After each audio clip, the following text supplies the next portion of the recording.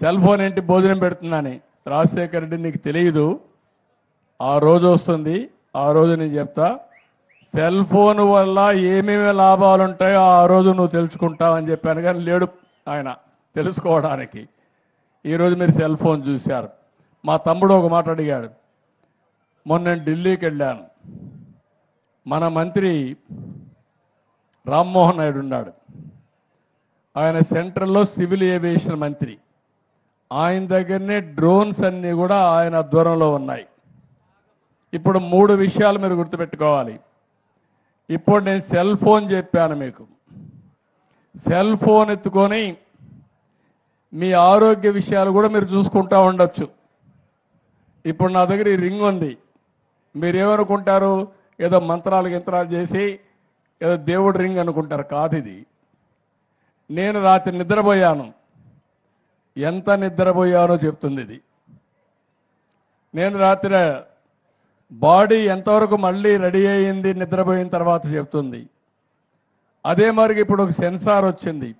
మీరు తినే వల్ల మీకు ఎంతవరకు గ్లూకోజ్ లెవెల్ వస్తుందో చెప్తుంది. మీ బాడీ మెటబాలిక్ స్కోర్ చెప్తుంది అది. అంటే అవసరమైతే భోజనం చేయడం, లేకపోతే భోజనం చేయకుండా వదిలేయడం, తక్కువ తినడం. ఎక్కువ తింటే ఏమవుతుందంటారు మీరు? ఎక్కువ తింటే ఏమవుతుందంటే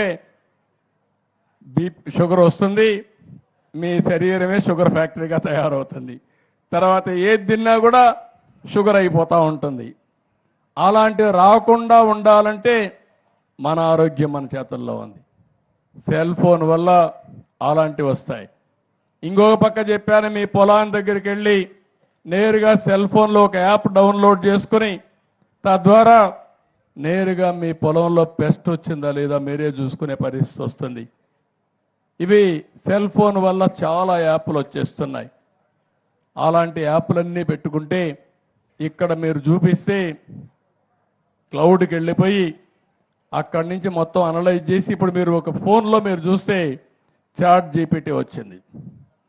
మీకు తెలియకపోవచ్చు విషయాలు. అందులో మీరు ఒక్క మాట వాడితే దేశ రాజధాని ఏదంటే అది చెప్పేస్తుంది. ఈ 90 రోజుల్లో ముఖ్యమంత్రి చంద్రబాబు నాయుడు ఏం పనులు చేశాడో చెప్పమంటే అది మొత్తం మీకు చెప్పేసే పరిస్థితికి వస్తుంది. అంటే ఒక టెక్నాలజీ ఎంత వచ్చేసిందంటే మీరు గుర్తుపెట్టుకోవాలి, ఇలాంటి చాలా వచ్చేస్తున్నాయి. ఒకప్పుడు ఐటీ, ఇప్పుడు ఆర్టిఫిషియల్ ఇంటెలిజెన్స్. అంటే ఈరోజు డేటా పెట్టితే ప్రతి ఒక్క విషయాన్ని నెక్స్ట్ ఏం జరగబోతుందో, ఎలాంటి విషయాలు ఉన్నాయో చెప్పే పరిస్థితికి వస్తుంది. ఇప్పుడు కెమెరాలు ఉన్నాయి, మా తమ్ముడు చెప్తున్నా. మనం కెమెరాలన్నీ పెడుతున్నాం. 14,000 కెమెరాలు పెట్టాను నేను. ఆ కెమెరా ద్వారా ఎవరైనా రోడ్లో రాంగ్ సైడ్ పోతే ఇది ఐడెంటిఫై చేసేస్తుంది. అదే మరి రాంగ్ పార్కింగ్ చేస్తే రికార్డ్ చేస్తుంది. రోడ్లో ఎక్కడ గుంతలు పడితే రికార్డ్ చేస్తుంది. సీటు బెల్ట్ పెట్టుకోకపోతే అది రికార్డ్ చేసేస్తుంది. స్పీడ్ ఎక్కువ పోయి యాక్సిడెంట్లు అవుతా ఉంటే ఎక్కడికక్కడ రికార్డ్ చేసి మిమ్మల్ని ఎక్కడ నిలబెట్టక్కర్లేదు, ఫైన్ వేసి మీ ఇంటికి పంపించి ఒకటేసారి. అది కూడా మీరు కట్టకపోతే ఆటోమేటిక్గా రోడ్